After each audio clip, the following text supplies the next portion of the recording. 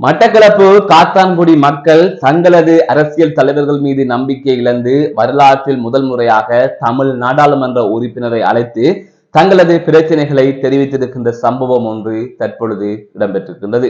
இது தொடர்பாக தற்பொழுது ஊடகங்களிலே செய்திகள் வெளியாகி இருக்கின்றது. என்ன நடந்தது? இது தொடர்பாக விரிவாக பார்க்கலாம். மட்டக்களப்பு காத்தான்குடி நகரசபை பிரிவுக்குட்பட்ட பகுதியில் உலக வங்கியின் நிதி உதவியில் வீதி மற்றும் கால்வாய்கள் அபிவிருத்தி செய்யும் பணிகள் இடம்பெற இருக்கின்றன. இந்த நிலையில் மக்களின் நலனை கருத்தில் கொள்ளாது இவ்வாறு வீதி மற்றும் கால்வாய் பணிகள் மேற்கொள்ளப்பட இருப்பதாக அந்த பகுதி மக்கள் குற்றம் சாட்டி இருக்கின்றார்கள். ஐதவிர அவர்களது பகுதியில் இருக்கின்ற அரசியல் தலைவர்கள் மீது நம்பிக்கை இழந்த அந்த மக்கள் இது தொடர்பாக மட்டக்களப்பு தேசிய மக்கள் சக்தியின் நாடாளுமன்ற உறுப்பினரான கந்தசாமி பிரவுக்கு அழைப்பு விடுத்திருக்கின்றார்கள்.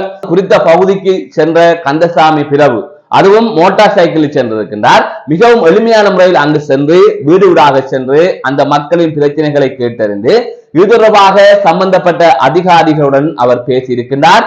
அதனைத் தொடர்ந்து அந்த அபிவிருத்தி பணிகள் மேற்கொள்ளப்படுகின்ற போது மக்களது கருத்துக்களை கேட்டு அவர்களது கருத்துக்களையும் உள்வாங்கி அதன் அடிப்படையில் மக்களது நலனை மீறாமல் அந்த திட்டங்கள் அனைத்துமே மேற்கொள்ளப்பட வேண்டும் என்பதையும் அவர் அதிகாரிகளிடம் வலியுறுத்தி இருக்கின்றார். அது தொடர்ச்சியாக கடந்த 30 வருடங்களாக பல அமைச்சர்கள் இந்த பகுதியிலிருந்து சென்றிருக்கிறார்கள்.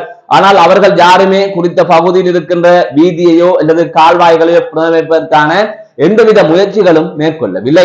தற்பொழுது உலக வங்கியின் நிதியுதவியின் கீழ் இந்த செயற்பாடு முன்னெடுக்கப்படுகின்றது. அந்த வகையில் மக்களின் நலனை கருத்தில் கொள்ளாமல் மேற்கொள்ளப்பட இருந்த இந்த பணிகளை உடனடியாக தேசிய மக்கள் சக்தியின் நாடாளுமன்ற உறுப்பினர் இங்கு வந்து எங்களது குறைகளை கேட்டு இது தொடர்பாக நடவடிக்கை எடுத்தமைக்கு நன்றி என அந்த மக்கள் நாடாளுமன்ற உறுப்பினரான கந்தசாமி பிரவுக்கு தங்களது நன்றிகளை தெரிவித்திருப்பதாக தற்பொழுது வெளியாகி இருக்கின்ற இந்த செய்தியிலே குறிப்பிடப்பட்டிருக்கின்றது. அதாவது காத்தான்குடி நகரசபைக்கு உட்பட்ட மக்கள் முஸ்லிம் மக்களாக இருக்கின்றார்கள். கடந்த காலங்களில் பல முஸ்லிம் அரசியல்வாதிகள் அமைச்சர்களாகவும் ஏனைய பொறுப்புகளை வகித்திருக்கின்ற நிலையிலே அவர்கள் எந்த விதமான திட்டங்களையும் அந்த பகுதிக்கு மேற்கொள்ளவில்லை. அதாவது ஒரு பெருமதியான அல்லது சரியான ஒரு திட்டத்தை கொண்டு வரவில்லை என்பதே அந்த மக்களின் ஆதங்கமாக இருக்கின்றது.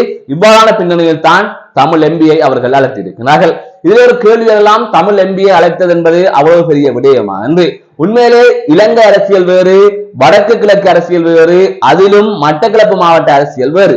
அங்கு தமிழ் மற்றும் முஸ்லிம் மக்களுக்கு இடையிலான முரண்பாடுகள் அல்லது அரசியல் தலைவர்களுக்கு இடையிலான முரண்பாடுகள் இருந்து கொண்டே இருக்கின்றது. அரசியல் தலைவர்களால் தான் அங்கிருக்கின்ற தமிழ் மக்கள் மற்றும் முஸ்லிம் மக்களுக்கு இடையிலே ஒரு பிரிவினைவாதத்தை கொண்டு வந்தார்கள்.